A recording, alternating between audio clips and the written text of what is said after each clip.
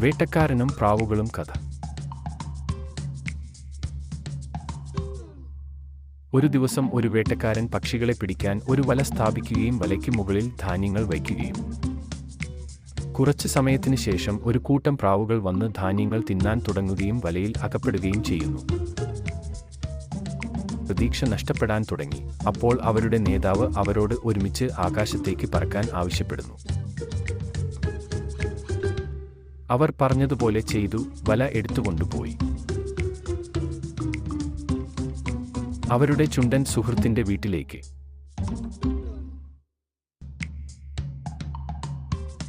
അപ്പോൾ എലി വല വെട്ടി പ്രാവുകളെ മോചിപ്പിച്ചു. ധാർമ്മിക ഐക്യമാണ് ശക്തി.